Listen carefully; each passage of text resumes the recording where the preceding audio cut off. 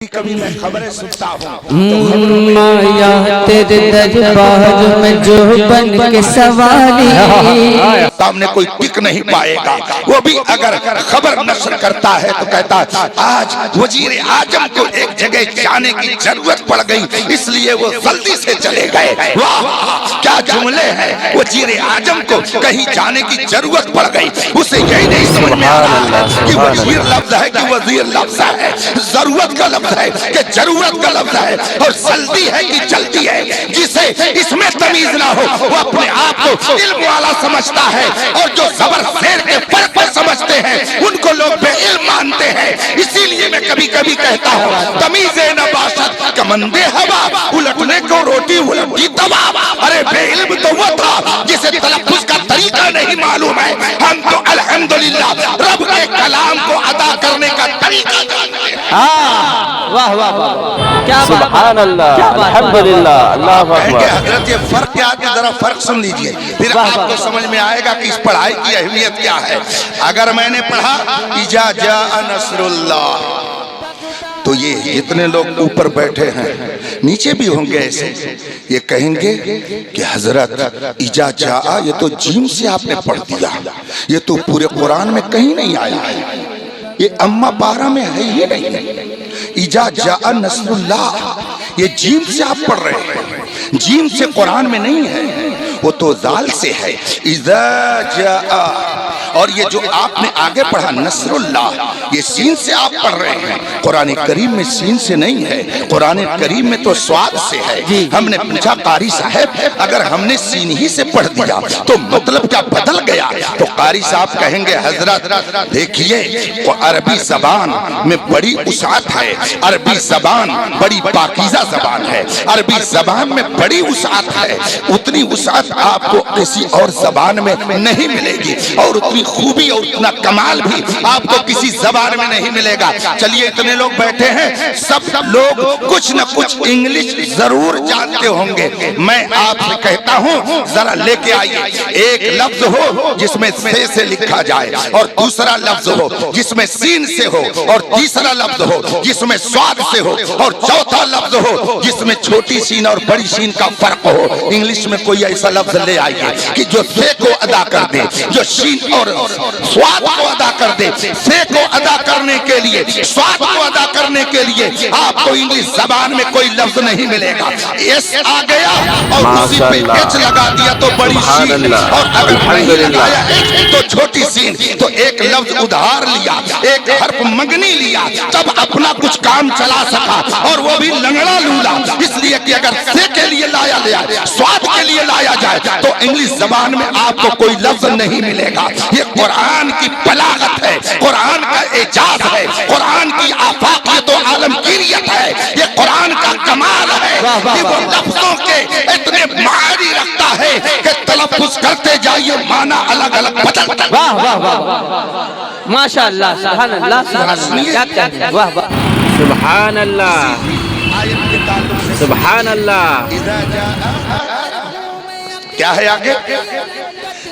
میں دیکھیے پڑھتا ہوں ذرا بتائیے گا. حالانکہ میں قاری نہیں ہوں, قاری تو یہ حضرات ہیں, انہوں نے محنت کر کے 4 بچوں کو قاری بنایا ہے. اللہ تبارک و تعالی ان کے سینے میں قرآن کریم کو نقش الحجر فرمائے. میں پڑھتا ہوں ذرا بتائیے گا.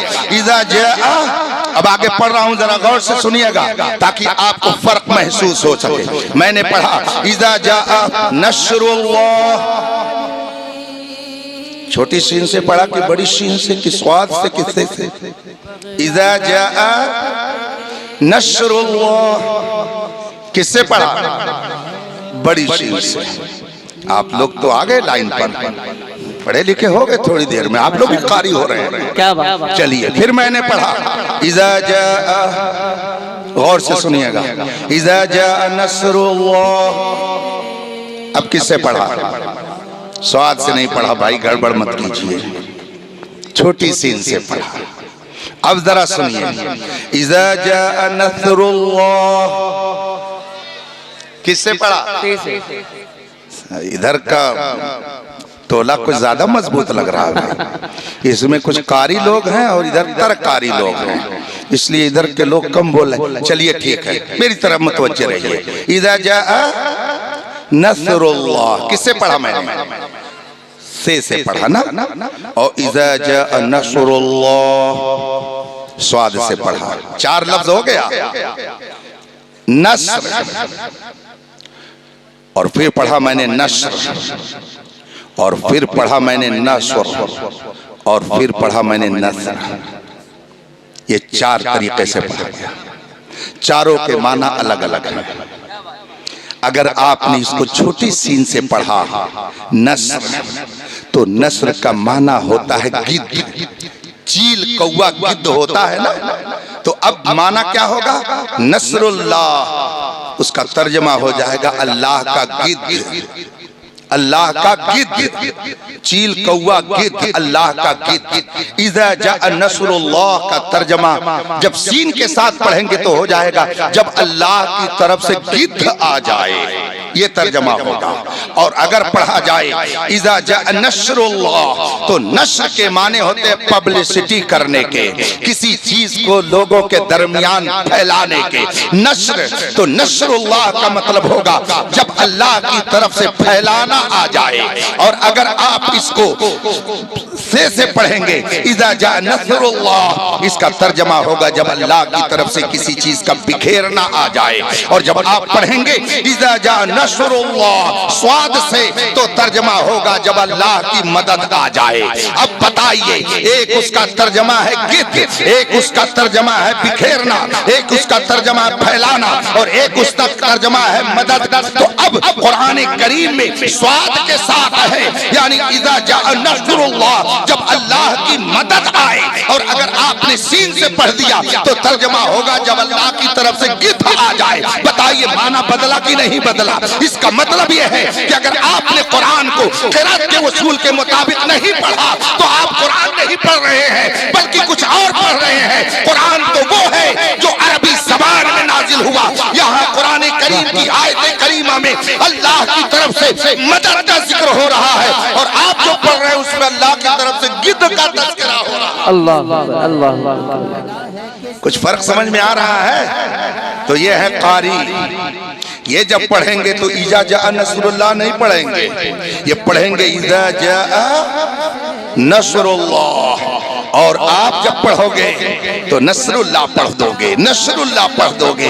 कुछ लोग ऐसे होते हैं जिनकी आदत ही होती है हर बात में या तो जे निकालेंगे या हर बात में बड़ी शीन ही निकालेंगे। साहब कहाँ से आ रहे हैं, आपको कहाँ जाना है, कहाँ से तशरीफ ला रहे हैं, हर बात पर वो लफ्ज़ से ही बोलते हैं। जनाब बैठिए, तशरीफ लाइए, ये सब चीजें हाजिर हैं, खा लीजिए। तो कुछ लोग से ही बोलते हैं। इसीलिए फन्ने क़िराअत को आपके बच्चों के सीने में उतारा जाता है ताकि ये बोले तो इनकी गुफ्तगू भी पाकीज़ा हो। ये कुरान पढ़े तो कुरान का पढ़ना भी कारे सवाब हो जाए, वरना कुरान अगर गलत पढ़ा जाएगा तो उससे आपको सवाब नहीं मिलेगा बल्कि उल्टा गुनाह।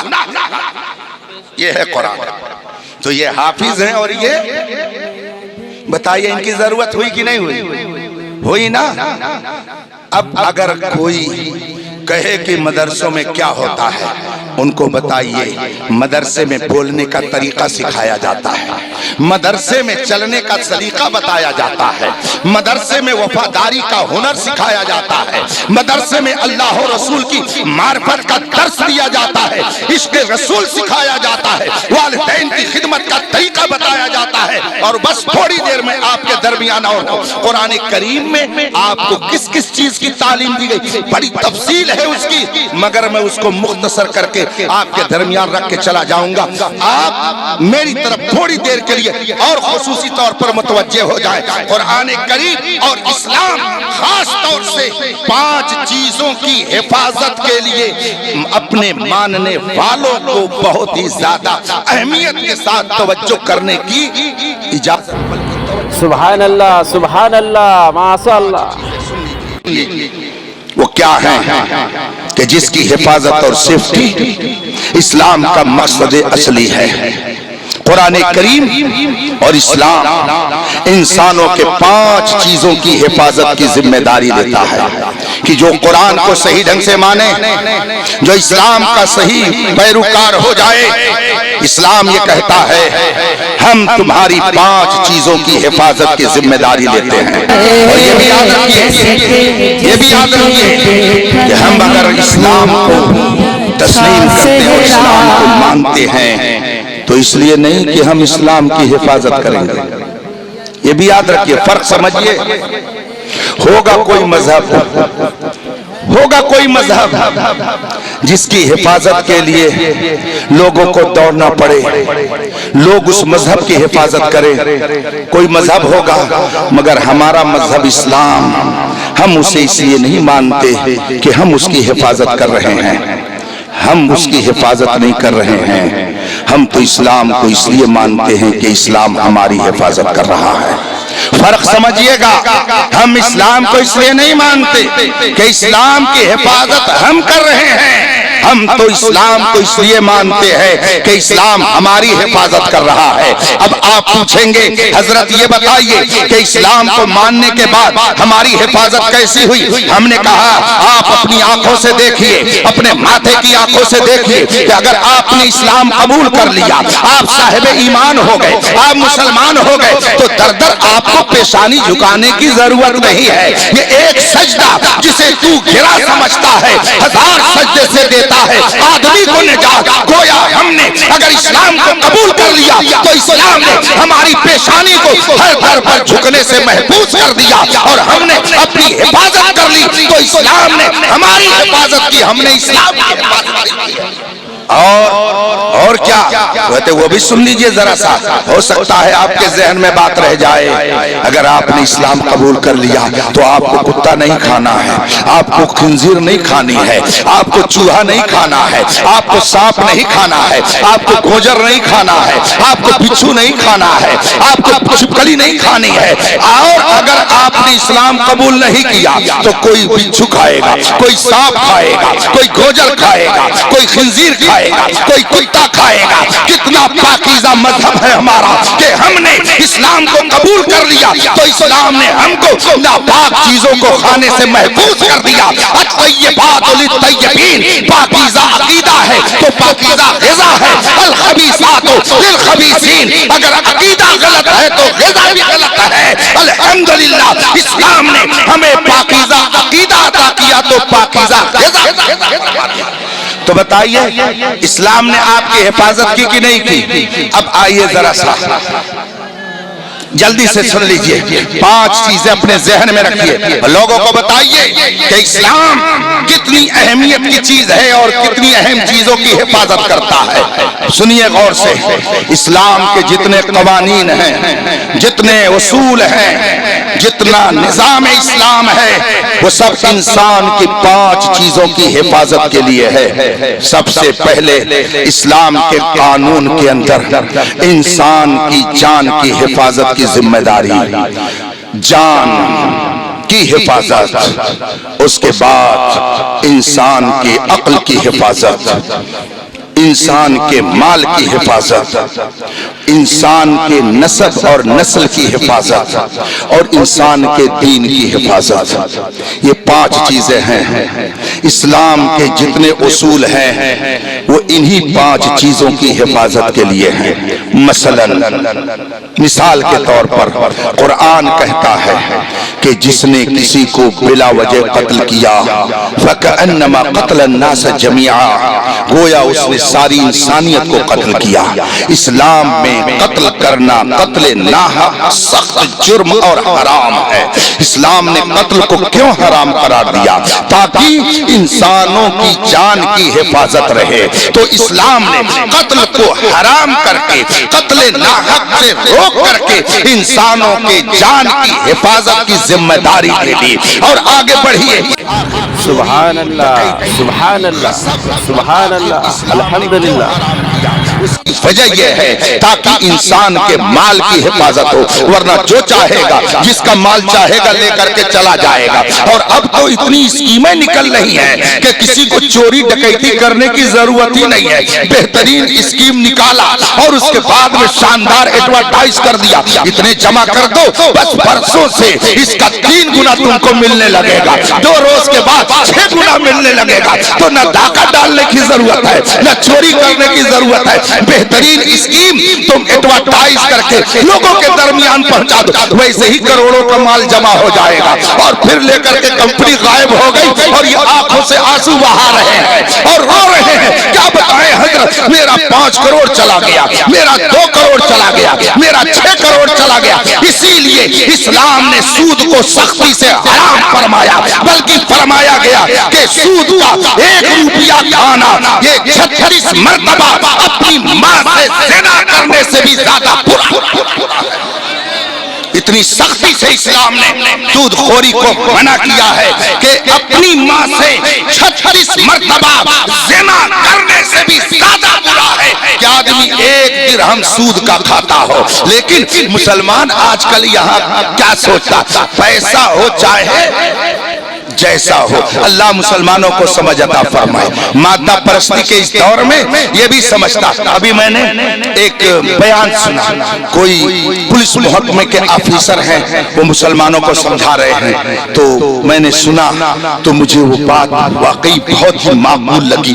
وہ پولیس محکمے کے اہم آفیسر تھے، مسلمانوں کو جمع کر کے وہ سمجھا رہے تھے کہ دیکھو بھائی، تم اگر اپنے جلوس میں لڑکوں کو ناچنے کی اجازت دے دو گے تو بتاؤ تم میں اور ہندوؤں میں فرق کیا رہ جائے گا؟ اس لیے کہ ناچتے وہ جلوس میں ہے، تم بھی اگر جلوس میں ناچو گے تو تم دونوں میں فرق کیا رہ جائے گا؟ ان کا مذہب اور ہے، ہمارا اور تمہارا مذہب اور ہے۔ حالانکہ وہ سمجھانے والے غیر مسلم ہی تھے، مگر وہ سمجھا رہے ہیں کہ تمہارے مذہب میں جب یہ نہیں ہے تو غیروں کی نقل مت کرو، اس کو دیکھ کر کے تم ڈانس مت کرو، ناچ مت کرو۔ جلوس کسی اور کا ہوگا جس میں ناچنے گانے کا طریقہ بتایا جاتا ہوگا، تم تو اپنے پیغمبر کا جلوس نکالتے ہو، اپنے کسی ولی کا جلوس نکالتے ہو، اپنے کسی بزرگ کا جلوس نکالتے ہو۔ کیا تمہارے پیغمبر نے، تمہارے ولی نے، تمہارے بزرگ نے یہ تعلیم دی ہے کہ اپنے جلوس میں تم ڈانس کرو؟ جب تمہارا مذہب اس کی اجازت نہیں دیتا ہے تو غیروں کی نقل کر کے تم خود ایسا کیوں کرتے ہو؟ سنجیدہ مذہب کے ماننے والے ہو تو سنجیدگی کا پروف پیش کرو۔ بتائیے اس کی بات معقول ہے کہ نہیں معقول ہے؟ تو صرف اسی کے لیے نہیں بلکہ ہر معاملے میں بہت ساری معقول باتیں آپ تک پہنچائی جاتی ہیں۔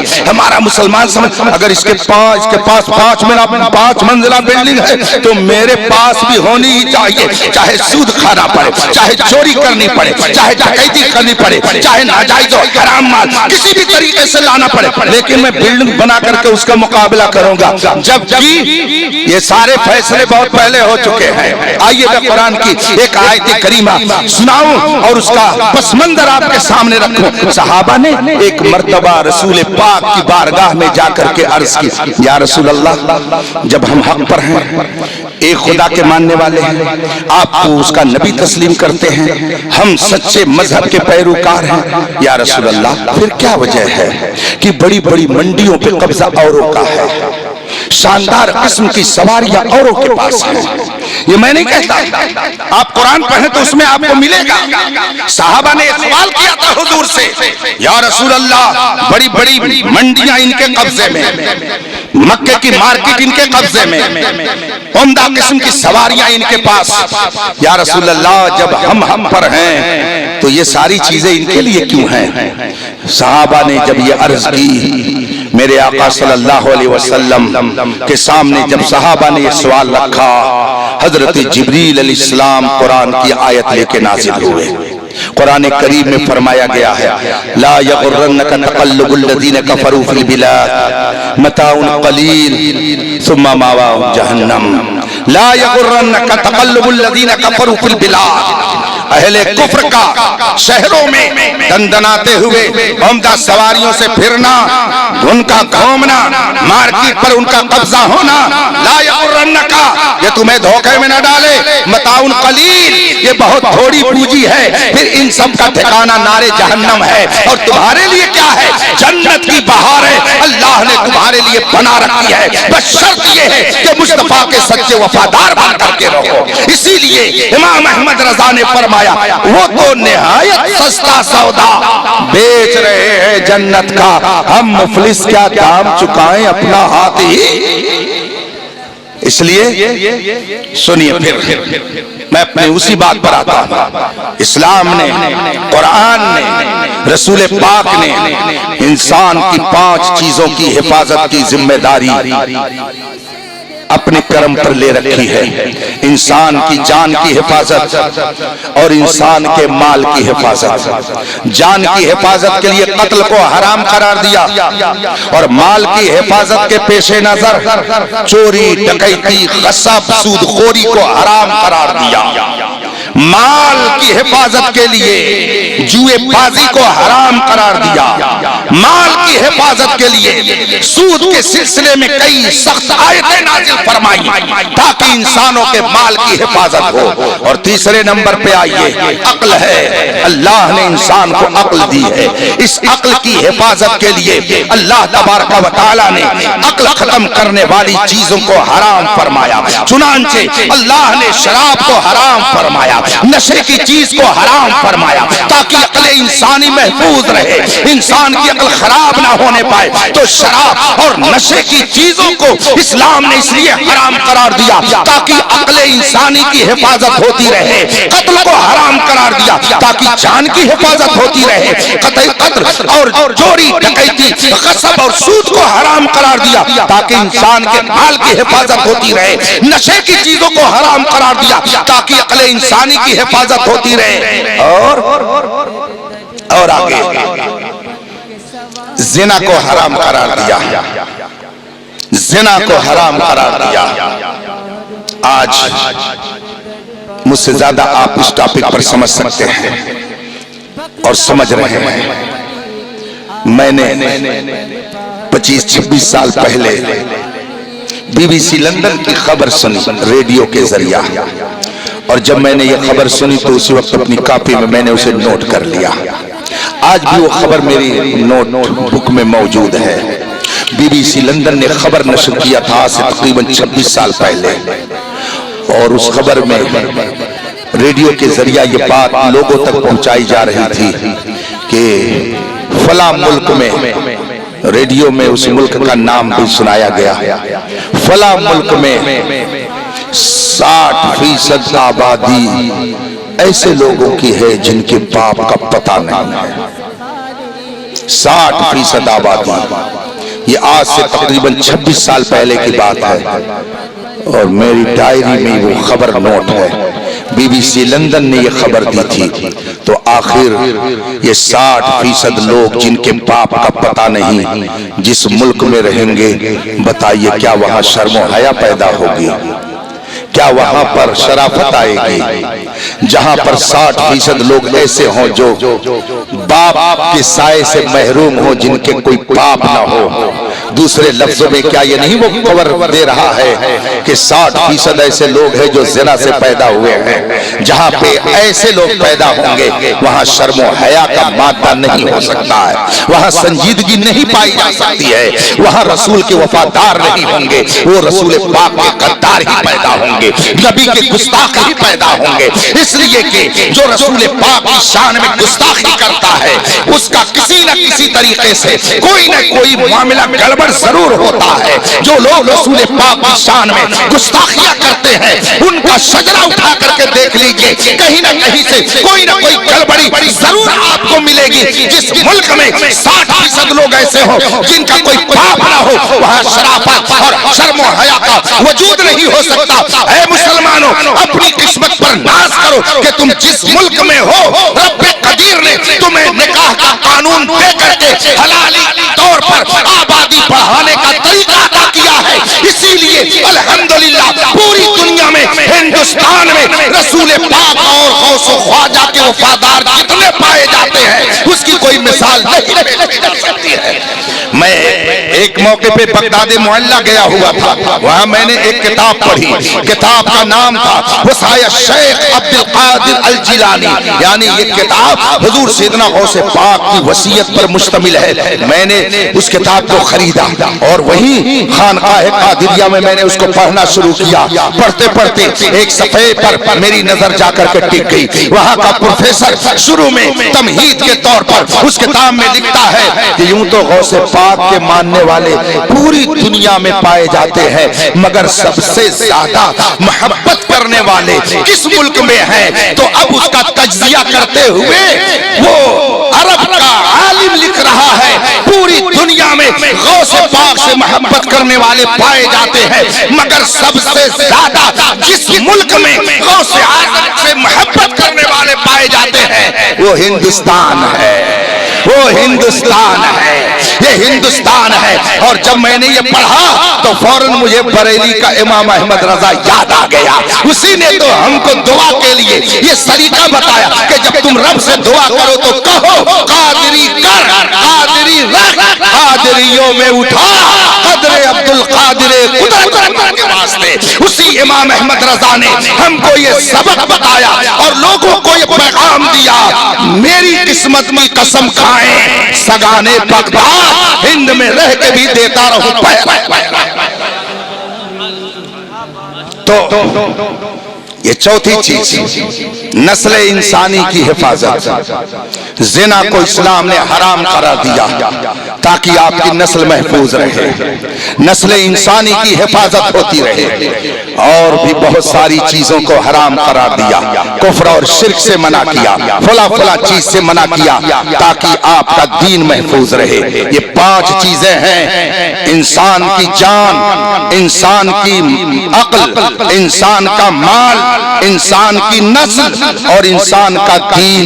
ان 5 چیزوں کی حفاظت کے لیے قرآن اعلیٰ تعلیم دیتا ہے۔ اس لیے رفیقان محترم قرآن نے خود ہی اعلان کیا، ان ھذا القرآن یہدی للتی ہی اقوم، بے شک یہ قرآن اس راستے کی رہنمائی کرتا ہے جو سب سے عمدہ ہے، جو سب سے بہتر ہے، جو سب سے شاندار ہے۔ اور ایک جگہ قرآن نے فرمایا وَنُنَزِّلُ مِنَ الْقُرْآنِ مَا هُوَ شِفَاءٌ، اللہ فرماتا ہے ہم قرآن کی وہ آیتیں اتارتے ہیں جس میں شفا ہے۔ شفا کا مطلب علاج ہے۔ علاج کس چیز کا ہوتا ہے؟ بیماری کا۔ تو گویا زنا کو پسند کرنا ایک بیماری ہے، نشہ خوری۔ سبحان اللہ، سبحان اللہ، الحمدللہ، نعرے تکبیر کرنا ایک بیماری ہے، زنا کرنا بیماری ہے، جھوٹ اور غیبت کرنا ایک بیماری ہے۔ ان ساری بیماریوں سے علاج قرآن عطا کرتا ہے، وہ ہے قرآن، وہ ہے قرآن۔ لیکن یاد رکھیے گا قرآن پڑھنے سے ہر شخص کو بیماری سے شفا نہیں مل سکتی ہے۔ ابو جہل بھی قرآن سنتا تھا اور حضرت عمر نے بھی قرآن سنا، مگر ابو جہل سن کر کے انسنی کر بیٹھا بلکہ نفرت کر بیٹھا تو وہ آج تک ابو جہل رہ گیا۔ اور حضرت عمر نے چند آیتیں سنی تو دل کی دنیا بدل گئی، نتیجہ یہ ہوا کہ وہ فاروق اعظم ہو گئے۔ تو اب یہ مطلب نہیں ہے کہ قرآن میں قصور ہے۔ میں نے دودھ اور گھی کی مثال دی، آخری بات کہہ کر کے آپ سے رخصت ہو جاؤں گا، اس لیے کبھی 9 گھنٹے کا سفر کر کے مجھے دارالعلوم علیمیہ جمدہ شاہی پہنچنا ہے۔ سورج ہے نا، سورج کی روشنی صرف کلمہ پڑھنے والوں ہی کے گھر میں جاتی ہے کیا؟ نہیں، قرآن سب کو، سورج سب کو روشنی بخشتا ہے۔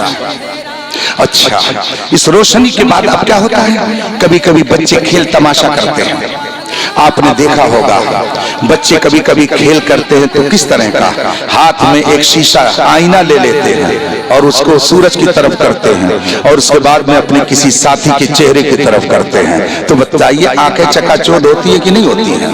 آنکھیں چکا چوندھ ہو جاتی ہیں، خیرہ ہو جاتی ہیں۔ اور کبھی کبھی اسی آئینے کو اگر تاریک کوٹھری کی طرف کر دیا کرتا ہے آدمی تو وہاں بھی روشنی पहुंचती है ना।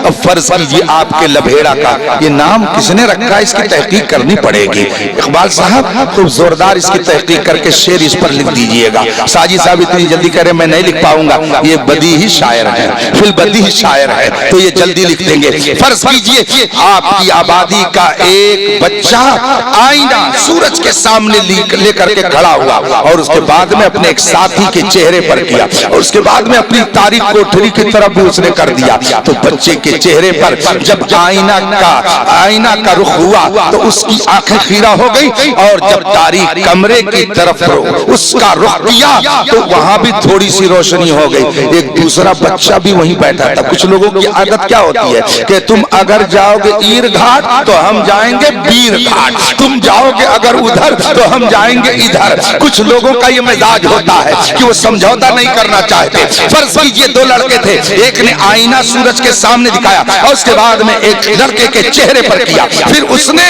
एक तारीख कोठरी में कर दिया और एक लड़का उसी के मुकाबिल में जल्दी से गया और अपने घर के अंदर से रोटी पकाने वाला तवा लेकर के आया और उस तवा को उसने सूरज के सामने ऐसे कर दिया। अब इधर उधर वो भी घुमा रहा है और उसके बाद में वो किसी के मुंह पे कर रहा है, किसी कमरे की तरफ कर रहा है। बताइए कुछ रोशनी होगी रोशनी?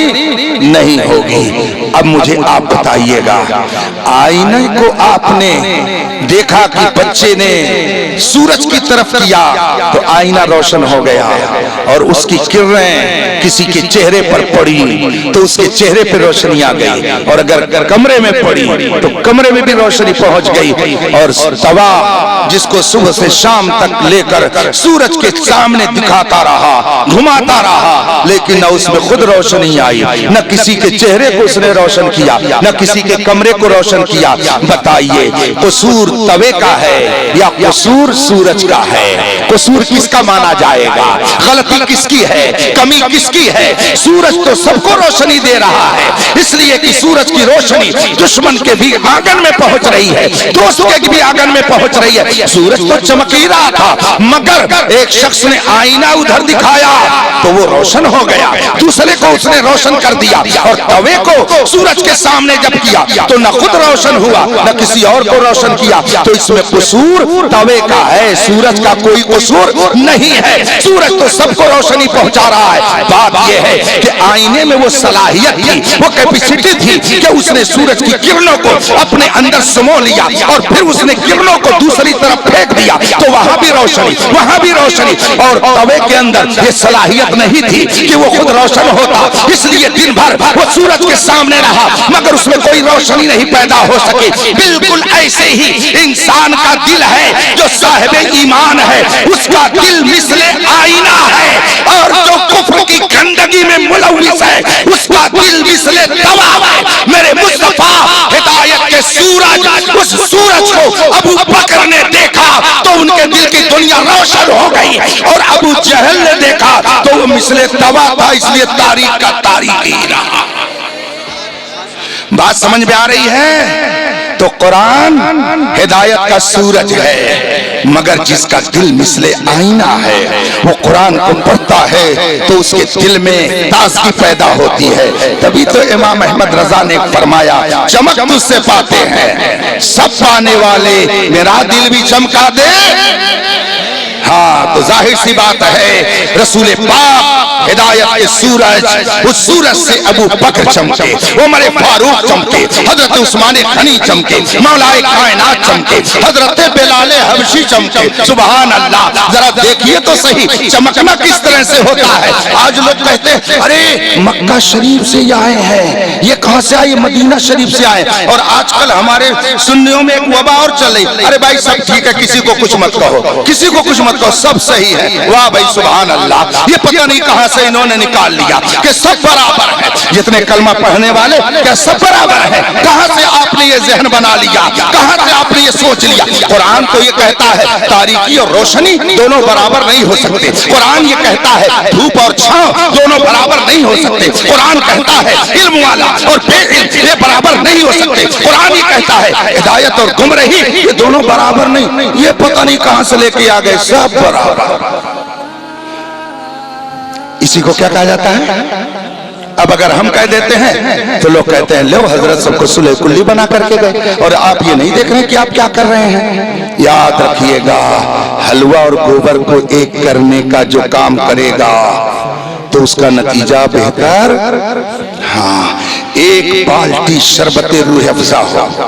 شربت روح افزا کو یاد رکھیے گا, ابھی رمضان آ رہا ہے, 2 ہی 4 روز 6 روز کے ایک ہفتے بعد آ جائے گا. شربت روح افزا ہو, ایک بالٹی شربت روح افزا اور اس میں ایک قطرہ پیشاب ڈال دیجئے. بتائیے بالٹی کا پانی پاک رہے گا کہ ناپاک ہو جائے گا؟ شربت پاک رہے گا کہ ناپاک ہو جائے گا؟ ایک قطرہ پیشاب کے پڑنے سے پوری بالٹی کا شربت ناپاک ہو گیا. ارے بھائی کیسا مسئلہ آپ لوگ بتا رہے ہیں؟ صحیح بتا رہے ہیں نا؟ ارے ڈریے نہیں بھائی, جو جانتے ہو بتائیے کیا ہو جائے گا وہ. اچھا ایک بالٹی شربت روح افزا اور اس میں آپ نے ایک قطرہ پیشاب ڈال دیا. چاہے پیشاب ایک قطرہ ڈالیے چاہے شراب ایک قطرہ ڈالیے, دونوں کا حکم ایک ہی ہے. پوری بالٹی کا پانی ناپاک ہو گیا نا. اب آپ ذرا غور کیجئے, نقصان کس کا ہوا؟ نقصان کس کا ہوا؟ ارے بھائی شربت اور پیشاب کو جب ملایا گیا تو نقصان کس کا ہوا؟ شربت کا. پیشاب کا کچھ نہیں نقصان ہوا, شراب کا کچھ نہیں نقصان ہوا. شراب تو پہلے بھی ناپاک تھی, پیشاب پہلے بھی ناپاک تھا, اور پہلے شراب وہ شربت روح افزا کیا تھا, اب کیا ہو گیا؟ تو بتائیے نقصان کس کا ہوا؟ یاد رکھیے گا سنی اگر بدعقیدہ سے دوستی کرے گا, سنی اگر بدعقیدہ سے ملے گا تو ان کا کچھ نہیں نقصان ہوگا. وہ تو پہلے ہی سے ہے, وہ تو پہلے ہی سے ہے, ان کا نہیں نقصان ہوگا. نقصان شربت روح افزائی کا ہوگا.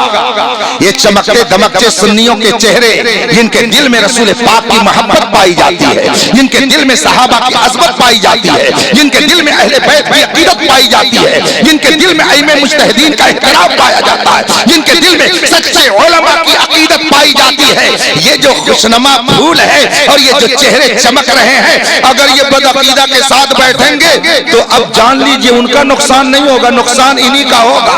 اس لیے کہ ہم یہ دیکھتے ہیں کہ کل جو آبادی سنی تھی, جہاں پہ سب سنی تھے, کسی بدعقیدہ سے ملے تو اس سبحان اللہ, ماشاء اللہ, سبحان اللہ. دیکھتے تھے کہ جو آدمی رسول پاک کی عظمت کا گن گاتا تھا آج کہتا ہے حضور ایسے نہیں تھے, حضور ایسے تھے, حضور کو اتنا علم نہیں تھا, حضور کو اتنا علم تھا. تو یاد رکھیے جو سنی صحیح العقیدہ بدعقیدہ سے ملے گا اس کا کچھ نہیں نقصان ہوگا, نقصان ہمیشہ سنی صحیح. ہاں اسی لیے اعلیٰ حضرت نے فرمایا ہے سونا جنگل چھائی بدلی, سونے والوں جاگتے رہیو چوروں کی. ہاں یاد رکھیے گا, یہ مت کہیے گا ارے یہ بھائی ہے, یہ چچا ہے, یہ بھتیجا ہے, کیسے ان کو چھوڑ دے. کل میدان محشر میں پتہ چلے گا کیسے چھوڑا جاتا ہے.